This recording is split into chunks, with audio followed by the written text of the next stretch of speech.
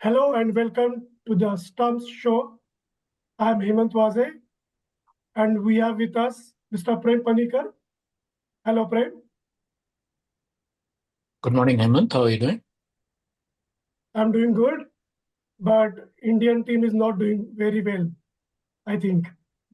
Uh, so we have lost the match and we will go to Brisbane next for the third test. So it was a sorry state for Indian batsmen. So as we discussed yesterday, and we thought that Pant will create some magic, but it wasn't so, and he was out in the first over itself. Yeah, I think yesterday I made the point that you can be optimistic, but a more realistic assessment is that India will not be able to do much in whatever remained of the test match. As far as Pant is concerned, getting out often as Indian supporters or Indian fans, we seem to think that when our batsmen bat, every ball should go for four, and when our bowlers bowl, every ball should get a wicket. That ball from Stark was really, really good, and particularly because it came after five fairly ordinary deliveries. Uh, I would imagine that pretty much any left-handed batsman facing that ball on that line and length uh, is very difficult to survive. So it happens, and expecting Pant to pull our chestnuts out of the fire every single time is unrealistic. Uh, the top order collapsed completely, and after that, there's just so much. Even assuming that Pant and Nitish Reddy had played for a bit, what were we expecting? Some 200 runs from the two of them, and then India bowling out. All of that is unrealistic expectation. We lost the match well before this morning, so yeah, no surprise. I think the batting failed us more than anything else, and seniors. Yeah, the batting failed us largely because, there's talking about intent is one thing, saying that you will dominate the bowling is one thing, but in Test cricket is more like an opera. There are crescendos and diminuendos, there are ups and downs of pacing. You can't just play one note, attack the ball cricket all the time. Sometimes you have to play the conditions, you have to play the match situation, and I think that is where the Indian batting failed. It's ridiculous that a team that won the toss and opted to bat first was bowled out for 44 overs in the first innings, which is the first big problem. And even in the second innings, what, 36.5 overs, Yeah, everybody all out. If you compare that with the Australian first innings, on the evening of day one, playing under lights with conditions assisting the bowlers, uh, two out of form batsmen, Nathan McSweeney and Manav Labuschagne, hung in there for 33 overs. They didn't score particularly fast. I think they were just going at around 2 runs an over. But the key is they stayed put, preserved the wickets. And so on the next morning, when conditions were better for batting, they had the batsmen in hand. Here we lost pretty much all our batsmen except for Nitish and Rishabh by the evening, in the evening session itself. And after that, there was no coming back.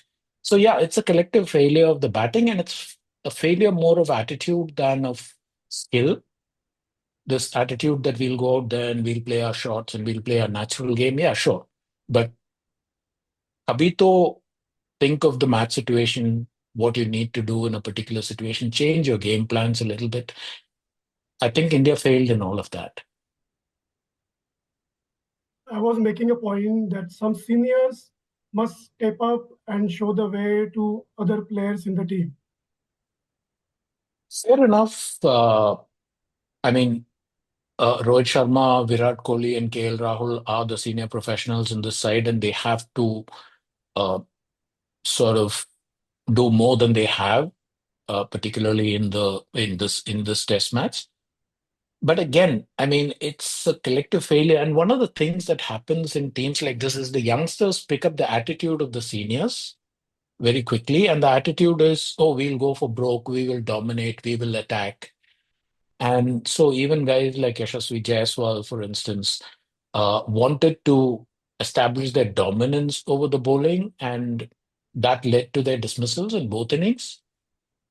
I think, yeah, at some point, India needs a little bit of a mental reset. It's not easy facing the Australian bowling. Funnily enough, the Australian bowling is vulnerable because they don't have Josh Hazlewood. I don't know if he'll come back for Brisbane, but in this game, Scott Boland, good as he is and effective in taking wickets early in his spells, Scott Boland is not a Josh Hazlewood. Uh, he is below in pace. He is vulnerable to being attacked. If you notice what Travis Head did, he went after the likes of Nitish Rana and the third and fourth bowlers very aggressively. That was an opportunity that we missed simply because by then the pressure was entirely on our batting side. Uh, so yeah, the Australian bowlers got away without really being put under pressure, and that's one of the issues. India's scoring rate looks good. It's somewhere high, 4 plus or just touching 5. But what's the point? I mean, in two innings together, you didn't bat as many overs as Australia batted in one innings. So, I think they were trying to replicate England against New Zealand and they failed to do so. look, I mean, different conditions, different bowling attack, different sort of teams. It's silly to have a prefabricated template saying this is how we will play. It is this is how we will play in this situation, but not in that. Yeah, That flexibility of mind and that ability to adapt to changing conditions. That's why it's test cricket. You can't play one note. In ODIs and T20s, you get batsman friendly wickets, and your goal is to just maximize every single ball. Test cricket is a different ball game, which is a cliche, but yeah. do you expect Rohit going back to top of the order and KL Rahul coming back to his usual position? Look, I'm not personally speaking, I'm not sure that they should do it. It's not like Rohit Sharma is in great form at the top of the order. He's had a series of failures even in the series against New Zealand. So just saying that Rohit going back to the top of the order will solve all our problems. I think there was a statistic that I saw somewhere that in his last 12 innings or so, he's managed to bat 50 deliveries just once. All the rest of the time, he hasn't even reached 20 deliveries. So it's not like Rohit is in good form, therefore let's move him back. But I suspect the team management will do it because, yeah, immediately after a defeat, you feel the need to shuffle things around and things. But the real question is, okay, Rohit goes to the top of the order. KL Rahul comes in at number 6. The problem is Nitish Kumar Reddy. There have been 4 innings that India has played on this tour so far. Nitish has top scored in 3 of them, and he was not out in the second innings in Perth, not out for 38 or some such. He's easily the most impressive batsman we've seen. He defends when he has to. He has aggressive shots all around the wicket. He doesn't seem to be in any sort of trouble against pace. And even the times that he got out, you have to remember that he got out once the established batsman had gone and he had only the tailenders. So he had to hit out. And all of his dismissals were because he played his shots and got out. Uh, he seems wasted at number 7 because he's not getting support. So where are you going to bat him? You can't bat him at 5 because that is Rishabh Pant's position. You can't bat him at 6 because either KL Rahul or Rohit Sharma is there. You're batting him at 7, and I think you're wasting a good talent. Right, right. There was an injury concern with Bumrah. So do you think that Team India risk him to play in Brisbane?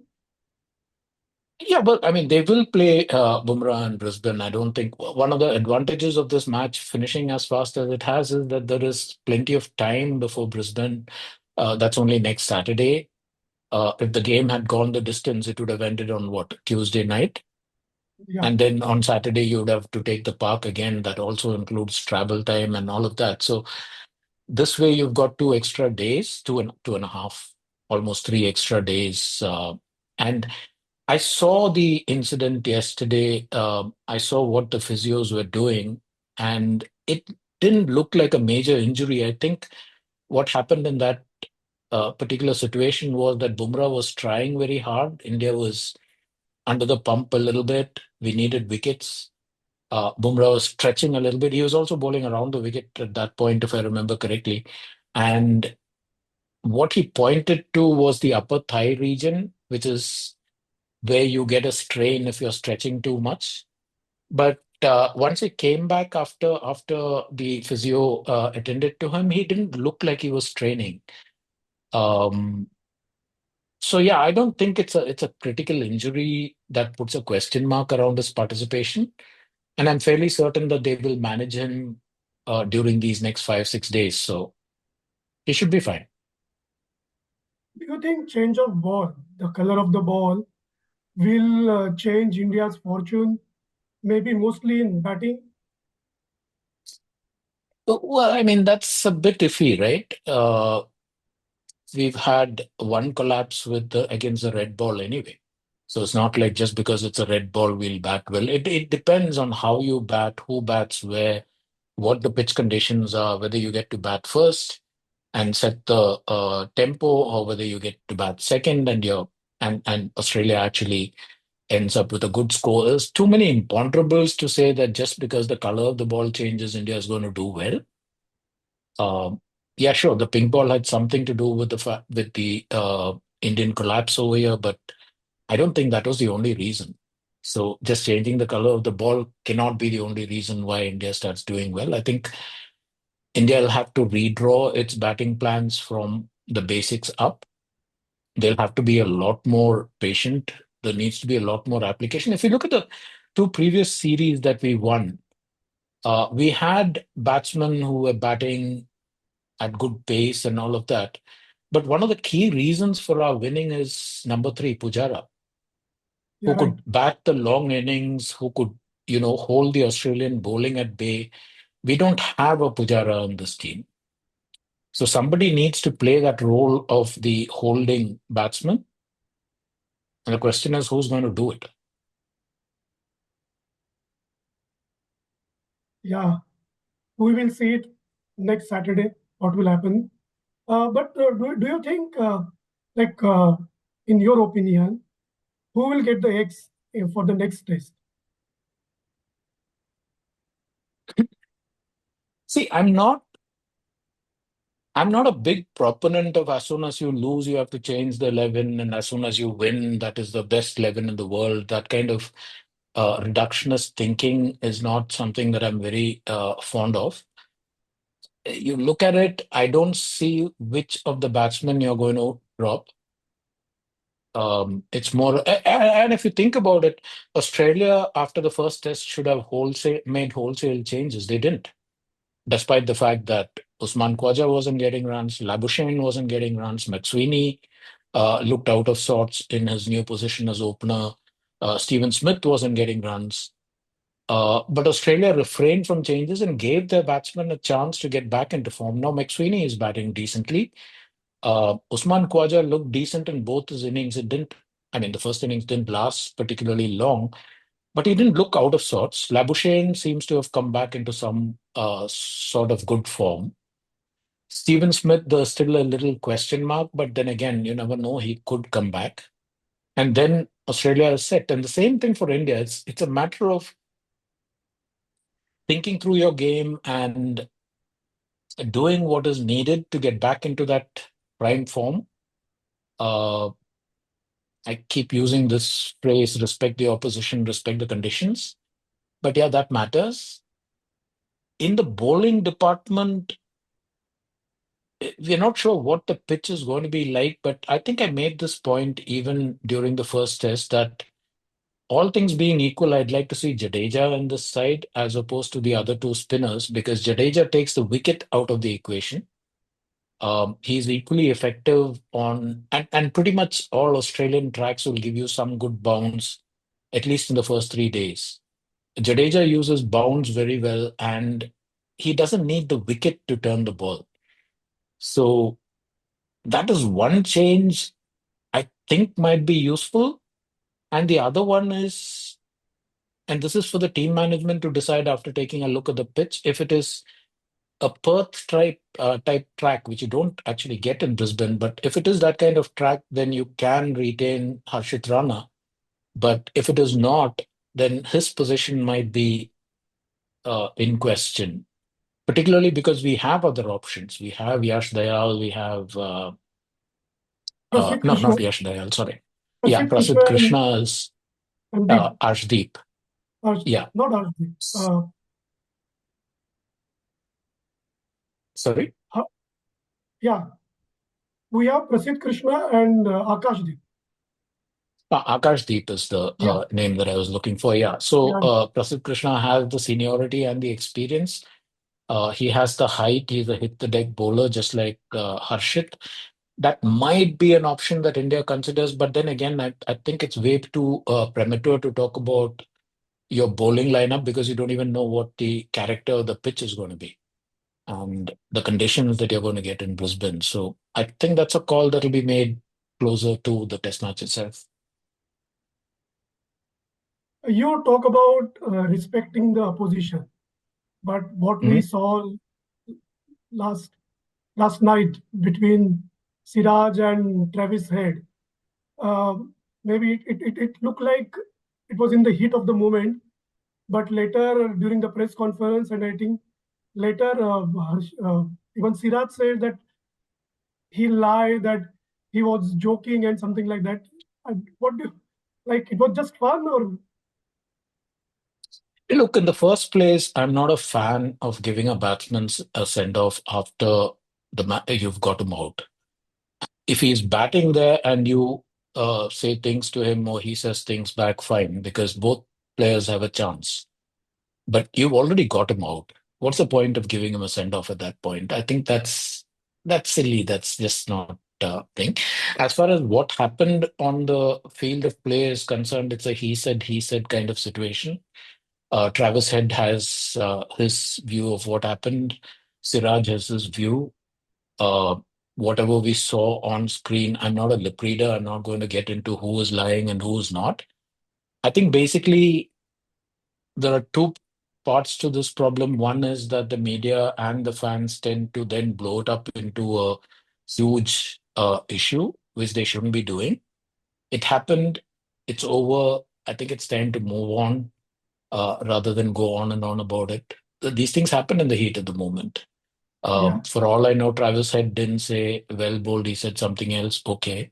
Siraj reacted. Okay. Even the match referee hasn't taken it up. So I think that's ideal. Just leave it on the field of play and move on. Yeah. yeah, yeah.